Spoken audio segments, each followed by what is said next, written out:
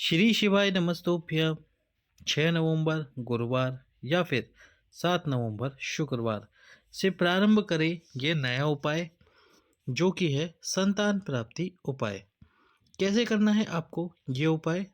तो सबसे पहले तो आपको क्या करना है, भगवान शंकर के मंदिर में जाना है। 7 विशेष स्थान पर आपको 7 चावल के दाने समर्पित करने हैं, और उसके साथ ही 7 चावल के दाने के साथ यदि आपको 7 बेलपत्र भी मिल जाए तो बहुत अच्छी बात है, वो बेलपत्र भी आप समर्पित करें, कामना करते हुए, अपनी संतान प्राप्ति की कामना बोलते हुए, वंश वृद्धि की कामना बोलते हुए। कैसे करने हैं आपको उपाय, और शिवलिंग में वो कौन से स्थान है जहाँ पर आप ये उपाय कर सकते हैं, जहाँ पर ये चावल के दाने समर्पित कर सकते हैं? तो चलिए वीडियो शुरू करते हैं। लाइक करें, सब्सक्राइब करके शेयर कर दीजिए। सबसे पहले आपको 7 चावल के दाने लेने हैं, और 7 चावल के दाने लेकर भगवान शंकर के मंदिर में जाना। साथ में एक कलश जल लेके जाना। सबसे पहले तो जल समर्पित कर देना शिव जी पे। अब शिव जी पे जल समर्पित करने का तरीका है द्विजेश्वर महादेव उपाय की तरह, और ये भी विशेष मनोकामना पूर्ति उपाय है। सबसे पहले तो जो भगवान शंकर के चरण है वहाँ जल समर्पित करना, और वहाँ से जल समर्पित करते हुए आपको दक्षिण दिशा में खड़े होकर ये कार्य करना है, उत्तर की तरफ मुख रखते हुए। फिर यहाँ से जल समर्पित करते हुए माँ पार्वती महाआद्य शक्ति वाले स्थान पर जल समर्पित करते हुए चरण के पास आना वापस। फिर यहाँ से वापस जल लेकर जाना, और माँ आद्य शक्ति के स्थान पर समर्पित करते हुए दक्षिण दिशा में आप खड़े हो वहाँ तक माता पार्वती वाले स्थान पर जल समर्पित करना, और फिर बचा हुआ जल बचा हुआ जल जो हो कलश में, उसको भगवान शंकर के शिवलिंग पे समर्पित करना। समर्पित करते हुए आप द्विजेश्वर महादेव का नाम लीजिए। कौन से महादेव? द्विजेश्वर महादेव।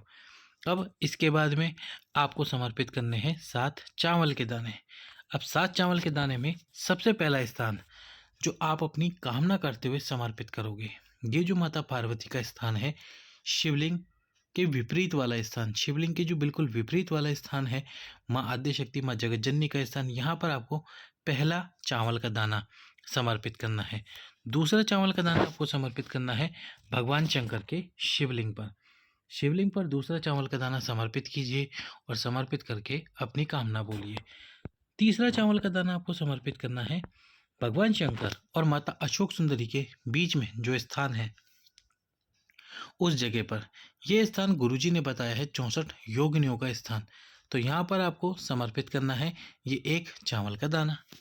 इसके बाद में तो 3 स्थान हो गए। पहला माँ पार्वती, दूसरा भगवान शंकर, तीसरा माँ आद्य शक्ति, माँ अशोक सुंदरी और भगवान शंकर के बीच वाला स्थान। चौथा स्थान माता अशोक सुंदरी का स्थान। यहाँ पर आपको चावल का दाना समर्पित करना है। पांचवा जो स्थान है वो है भगवान शंकर का चरण। यहाँ चरण पर आपको पांचवा चावल का दाना समर्पित करना है। छठवें नंबर का जो स्थान है वो है जो शिवलिंग से जल नीचे गिरता है जमीन पर, जिस स्थान पर गिर रहा हो, छठवें नंबर का वो स्थान है, वहाँ पर आपको एक चावल का दाना समर्पित करना है, और समर्पित करते हुए आपको अपनी कामना बोलनी है। 7वां चावल का दाना जो समर्पित करना है वो करना है यहाँ नंदी जी के पास में। नंदी जी का जो एक पैर ऊपर उठा हुआ था, उस पैर के पास में आपको 7वां चावल का दाना समर्पित करना है, और अपनी कामना बोलनी है। इस प्रकार से आपको ये 7 चावल के दाने वाला उपाय करना है। यदि आपको इसके साथ ही बेलपत्र मिल जाते हैं 7, तो बेलपत्र भी इन्हीं 7 विशेष स्थान पर समर्पित करें, और समर्पित करते हुए अपनी कामना बोले। पहले अक्षत, फिर बेलपत्र, और बेलपत्र ना मिले तो केवल 7 चावल के दाने लेकर आप ये उपाय कर सकते हैं। तो इस प्रकार से आपको ये उपाय करना है। अगला जो उपाय है वो है रोग मुक्ति उपाय। तो रोग मुक्ति उपाय के लिए गुरुजी ने 3 विशेष स्थान बताए थे, जहाँ पर आपको चावल के दाने 3 समर्पित करने हैं। 3 चावल के दाने ये समर्पित करो आप, और समर्पित करके अपनी कामना बोलो, और जो रोग है उसको समाप्त करने के लिए भगवान शंकर से प्रार्थना करो। इसके साथ ही सबसे पहले गुरुजी यही बोलते हैं कि आप डॉक्टर के पास जाइए, डॉक्टर को दिखाइए, जो वो दवाइयाँ दे उसका सेवन भी करें, और बाबा से प्रार्थना करें कि आपका रोग इस उपाय के साथ और वो दवाइयों के साथ ठीक हो जाए। तो पहला जो चावल का दाना आपको समर्पित करना है आपके रोग का स्मरण करके, वह स्थान है, पहला स्थान माँ आद्य शक्ति का जो स्थान है, इस स्थान में ये जो बाहर की तरफ आउटर वाली ये जो लाइन है, इस लाइन पर आपको, यानी कि इस लाइन के बिल्कुल सेंटर पर, यहाँ पर आपको एक चावल का दाना समर्पित करना है। इस जगह पर एक छोटा सा चावल का दाना यहाँ समर्पित करें और उसके बाद में दूसरा चावल का दाना आपको समर्पित करना है भगवान शंकर के शिवलिंग पे, और अपनी जो रोग है उस रोग का, उस बीमारी का स्मरण करें। तीसरा चावल का दाना जो आपको समर्पित करना है वो करना है कि जो भगवान शंकर का चरण है, इस चरण के बिल्कुल अंतिम छोर पर तीसरा चावल का दाना समर्पित करके आपको अपनी कामना बोलनी है। कामना यानी कि रोग मुक्ति की कामना। तो इस प्रकार से आपको ये उपाय करना है। इस उपाय को कर कर बाबा से प्रार्थना कीजिए कि आपका जो रोग है, आपकी जो बीमारी है, वह शीघ्र अतिशीघ्र समाप्त हो जाए।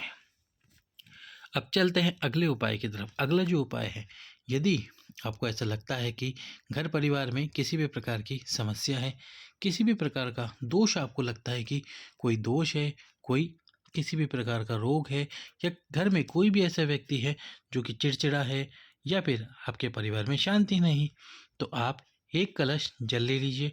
उस एक कलश जल में एक चुटकी काले तिल डाल दीजिए और अपने सभी घर वालों का हाथ इस कलश पे लगवा दीजिए, और लगवाकर इस कलश को लेकर आइए भगवान शंकर के मंदिर में।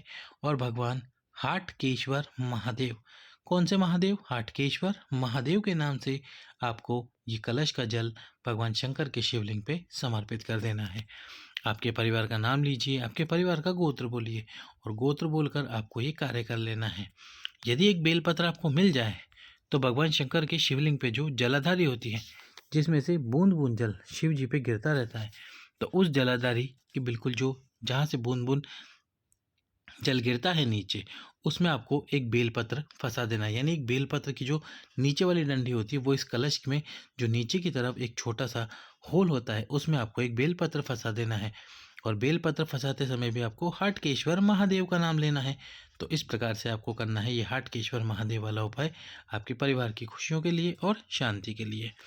अगला जो उपाय है वो है मनोकामना पूर्ति उपाय। एक कलश जल और 5 बेलपत्र। एक कलश जल और 5 बेलपत्र शिव जी के मंदिर में ले जाकर सबसे पहले आपको एक कलश जल शिव जी पे अपनी कामना करते हुए समर्पित कर देना है, और अपनी कामना करते हुए समर्पित कीजिए। उसके बाद में, और ये उपाय आपको कब करना है? कल।